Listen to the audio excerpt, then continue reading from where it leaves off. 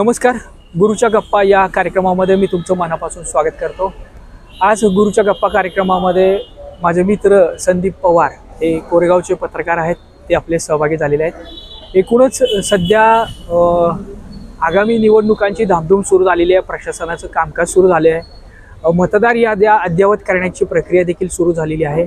या अनुषंगाने कोरेगाव तालुक्यामध्ये मतदार याद्या बनवत असताना त्याच्यामध्ये हरकती येत आहेत, एकूणच त्याच्यामध्ये आक्षेप नोंदवले जात आहेत। एकूणच या सगळ्या घटनेच्या अनुषंगानं एक वार्तापत्र किंवा एक चर्चा म्हणून आज आपल्या कार्यक्रमामध्ये माझे मित्र संदीप पवार सहभागी झाले आहेत। नमस्कार संदीपजी। नमस्कार। काय सांगाल, तुमच्या तालुक्यामध्ये आता मतदार याद्यांचं काम सुरू झालेलं आहे, याबद्दल काय सांगाल?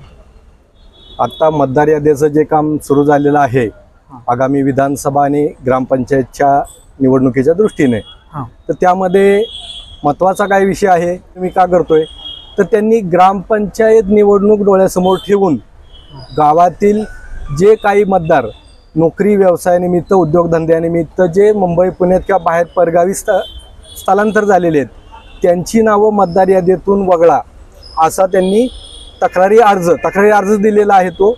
आणि त्याच्यामध्ये त्यांनी सांगितलेलं आहे की हे मुंबई पुण्यामध्ये राहतात आणि यांची नावे गावातून वगळा। त्याचबरोबर त्यांनी त्यात जे पळशी गावचे किंवा इतर तालुक्यातले जे मतदारसंघातले रहिवासी नाहीत त्यांची नावं त्यांनी मतदार यादीमध्ये टाकण्याचा प्रयत्न केलेला आहे आणि बरीच नावं मतदार यादीमध्ये दाखल झालेली आहेत।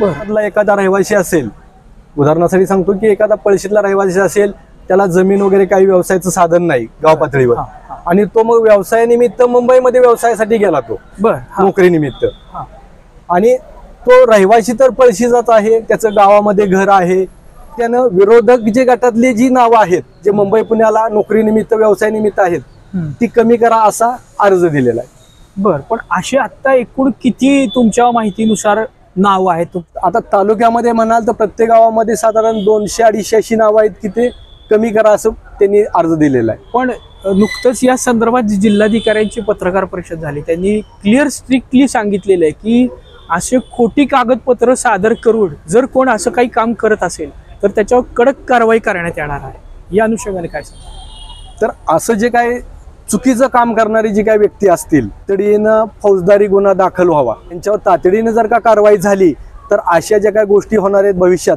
त्याला आळा बसेल। ही गोष्ट तुम्ही तुमच्या तहसीलदारांना सांगितलेली आहे का? तहसीलदार आणि प्रांतांना सुद्धा मी ही गोष्ट निदर्शनास आणून दिली। त्यांचं काय म्हणणं आलं या बाबतीत? त्यांनी आता यामध्ये त्यांची निर्णायक भूमिका त्यांनी घेतलेली आहे की जी नावं तुम्ही म्हणता की वगळू नका तर त्यांनी वगळलेली नाहीत, परंतु जी नावं वाढलेली आहेत, जे रहिवासी नाहीत मतदारसंघातले किंवा त्या गावचे, ती नावं कमी झालेली नाहीत। यंत्रणेपर्यंत ही गोष्ट पोहोचवली आहे? यंत्रणेपर्यंत आपण निवडणूक निर्णय अधिकारी, प्रांत तसा तहसीलदार, दंडाधिकारी यांच्यापर्यंत हा विषय पोहोचवलेला आहे। शिवाय गाव पातळीवर आम्ही चर्चा केलेली आहे की हे जे संपूर्ण चाललंय हे चुकीचं आहे, यामध्ये महसूल प्रशासन त्याचबरोबर गावकरी यांना वेठीस धरलं जातंय आणि अशा व्यक्तींच्यावर योग्य ती कारवाई होण्यासाठी तातडीनं ग्रामसभा लावा असं आम्ही ग्रामस्थांना सांगितलेलं। प्रशासकीय कामकाजाच्या पद्धतीनं की त्या संदर्भात सुनावणी घेतलेल्या आहेत। बरं, आणि संबंधितांना जे पुरावे आहेत, कागदपत्र आहेत ते सादर करायला सांगितलेले। बरं, म्हणजे कोणती कागदपत्र? त्या गावचा तुम्ही रहिवासी असल्याबाबतचा घराचा उतारा, रेशनिंग कार्ड, मतदान कार्ड याचे झेरॉक्स त्यांनी जमा करायला सांगितलं। संदीप पवार यांनी एक मागणी केलेली आहे, ती नेमकी काय आहे ती आपण त्यांच्याकडून जाणून घ्या। तुम्ही काय मागणी करताय? तुमच्या ग्रामसभेमध्ये तुम्ही काय ठरावाचं नियोजन करताय? आमच्या मागण्यांमध्ये हा प्रमुख विषय असेल की जे असे जे काय उपद्व्याप करणारे व्यक्ती आहेत त्यांच्यावर शासनाने कठोर कारवाई केली पाहिजे।